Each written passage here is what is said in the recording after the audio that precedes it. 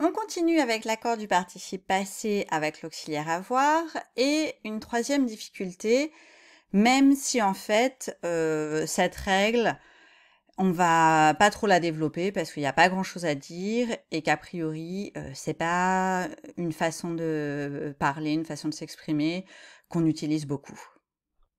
Mais quand on parle de l'accord du participe passé avec l'auxiliaire avoir, c'est toujours bon de se remettre en tête que on n'accorde jamais le participe passé avec le sujet et on accorde le participe passé avec le complément d'objet direct si le complément d'objet direct est placé avant le verbe. À force de répéter encore et encore, ça finit par rentrer.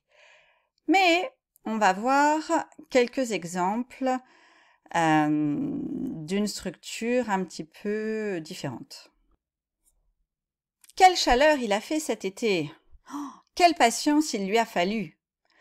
Donc ici, on a, si on regarde bien, donc quelle chaleur il a fait? Donc il a fait une grande chaleur. Il a fait quoi? Une grande chaleur. Ok. Il lui a fallu de la patience. Il a fallu quoi? De la patience. Donc là, on voit que le complément d'objet direct, dans les deux cas, il est placé avant le verbe, mais en fait, on n'accorde pas. Et pourquoi?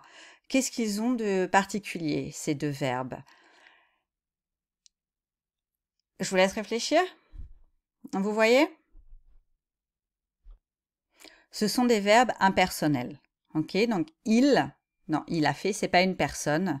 C'est quand on parle du temps, on dit il fait beau, oh, il fait une de ces chaleurs. Donc c'est un verbe impersonnel et pareil. Donc il lui a fallu, c'est le verbe falloir. Il faut de la patience. Donc il faut, c'est aussi un verbe impersonnel. Et donc la règle, c'est qu'on n'accorde pas le participe passé si l'on a un verbe impersonnel, tout simplement.